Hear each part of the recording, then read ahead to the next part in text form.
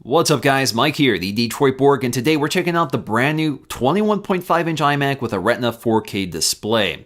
Now all the 21.5-inch iMacs have been updated, the Retina and non-Retina models. So we get Broadwell processors, Thunderbolt 2, faster RAM, and new graphics processors. But in this video, we're going to take a look at the Retina 4K display, which starts off at $14.99. That gets you a 3.1 GHz quad-core Intel Core i5 processor. Again, that's Broadwell. 8 gigs of RAM is standard, but you can configure this up to 16 gigs, and you cannot upgrade this yourself, so you want to do it when you order your iMac. It also comes standard with Intel's Iris Pro Graphics 6200 GPU, which is integrated, so no more dedicated GPU for this iMac. And it also comes standard with a 1TB 5400 RPM hard disk drive. So that's kind of a slow drive, and I would highly recommend upgrading to the 1TB Fusion drive, which is only $100 more. That adds a 24 gig SSD in addition to the 1TB of hard disk storage, which is used for booting the system and apps, which significantly improves speed. So getting to the unboxing, they make this very simple. All we have to do is pull a tab along the top to allow us to open up the box, which flips forward. And inside we'll find our nicely cocooned iMac just covered in tons of styrofoam. First thing we want to do is pull out the accessory packet. So inside our accessory box, we'll find all of our new Magic accessories, which includes the new Magic keyboard and the new Magic mouse too. You can also replace or add the Magic trackpad too. Now I've already covered those accessories in detail in previous videos, which I'll leave linked in the description below. So of course we have our Magic keyboard wrapped in this sort of frosted plastic. It's nice, lightweight, and ultra thin. It also has an internal rechargeable battery, so we no longer need to replace the batteries like we had to with the previous generation. We also have our Magic mouse too, which again has an internal rechargeable battery and is charged via a lightning connector. Of course, we also get a lightning cable for recharging those accessories. So again, all you have to do is connect your accessories to your iMac and it'll charge it for you. We also have our literature packet, which includes a quick start guide, some warranty information, and a set of Apple stickers. We also get a microfiber cleaning cloth for cleaning the glass display. Now, interestingly, this is no longer Apple branded as it usually has been in the past. So getting to the Mac, it's actually fairly lightweight. It only weighs 12 pounds, so I can easily pick up this package and remove it so we can get the box out of the way. Once we have the iMac on our desk, we can go ahead and remove all these styrofoam pieces.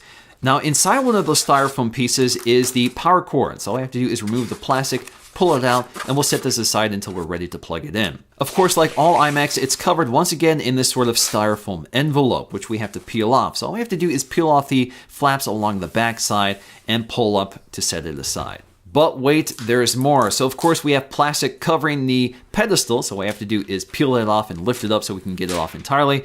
And then we have plastic surrounding the bezel and the front glass. So I'm just gonna go ahead and peel off the edges here. And once I've done that, the plastic sheet comes off neatly. Now in terms of the design, it's pretty much unchanged from the previous generation, which is just fine. It's a really nice looking all-in-one computer with this all aluminum shell with this razor thin edge. Now of course it bows out toward the center to accommodate all the internals of the computer. So along the back we'll find this pivoting aluminum stand, and it's not spring loaded like it is on the much heavier 27-inch iMac.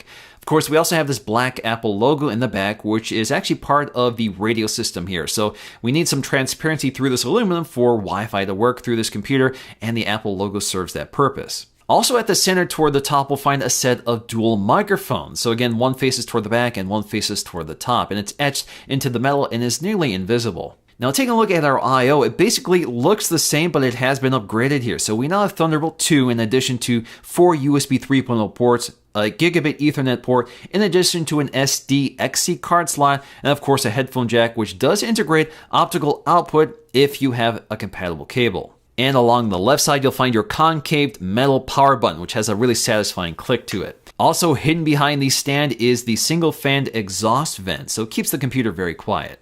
And of course, toward the center, we get our power port in addition to a Kensington lock just below it. So if you want to securely fasten your Mac to your desk so it doesn't walk away, you can do that with this accessory. So while we're back here, let's go ahead and connect our power cable. So the power cable itself is angled slightly, so it works with the pivot of the stand, and it fits nice and flush. So flipping to the front, let's go ahead and hit that power button to get it booted up for the first time so we can take a look at that really sharp 4K display. So once again, the display is covered edge to edge in this glass panel, which has an anti-reflective coating, which is a bit better than the previous generation. In fact, if you look at them side by side, again, you can see the tint here is much darker on the 21.5-inch iMac with a 4K Retina display than the non-Retina model from the previous generation. But of course, this is still a glossy display, so you'll still see some of that reflectivity. Toward the top edge, you'll find your FaceTime HD camera, good for 720p video. It's basically the same camera from the previous generation.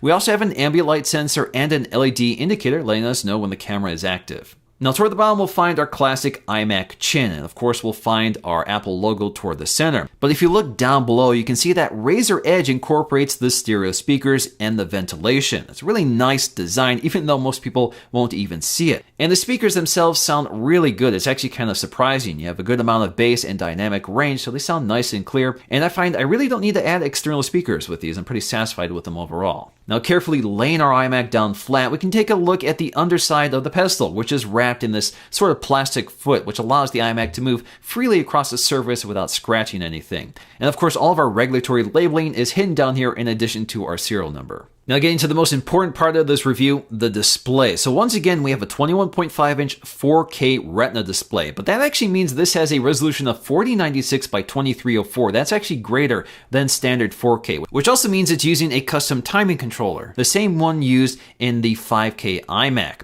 That means this cannot be used for target display mode because it's higher resolution than standard 4K, and the current Apple hardware can't support this resolution over a single cable. But this is a huge improvement over the 1080p display. So if you look at them side by side, you can see just how much clearer the 4K Retina display is compared to the 1080p of the previous generation.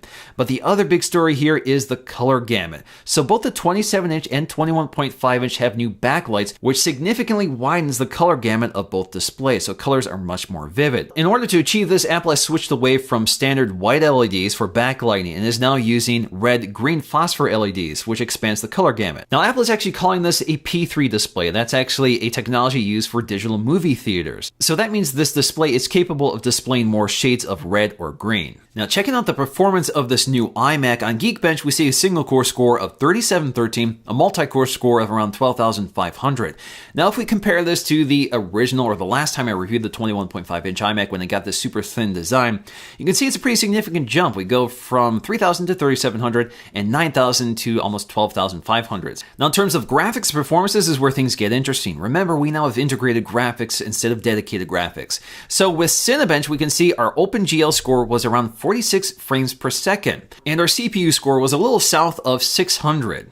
But if we look at the 2012 iMac with dedicated graphics, we're seeing a slight gain here. Generally speaking, the graphics performance of the integrated graphics is pretty much identical to the performance of the dedicated graphics on the previous systems. Now, the real impediment for this computer is the standard hard disk drive. So if we look at the speed of the disk, you can see the read and write speed are really low. Now, if you compare this to more modern Macs like the 15-inch MacBook Pro, that computer has a read speed of around 2,000 megs and a write speed of around 1,200. That makes a huge difference in terms of performance. So you spend a lot more time watching your icons bounce on the dock as they load. It also means you spend a lot more time looking at the spinning beach ball. But once again, if you get that 1 terabyte Fusion drive, that speed bottleneck goes away. Now, there is a lot to like about this iMac with a 21.5-inch 4K display that's crisp and clear with bright, vivid colors. It's a fantastic display to spend a lot of time behind, especially if you're reading text, looking at photographs, or watching video. And now you can watch full 4K video from YouTube or any streaming service, or if you're a video editor and you want to edit 4K video, you can actually see it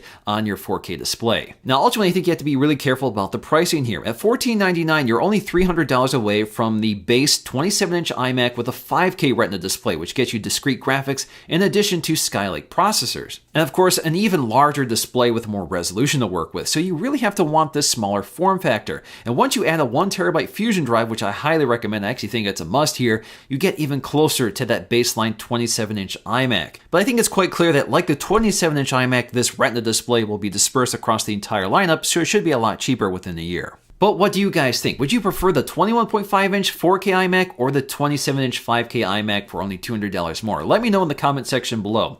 So that's going to do for me in this video, guys. Hope you enjoyed it. Thanks for watching, and we'll see you again in the next one.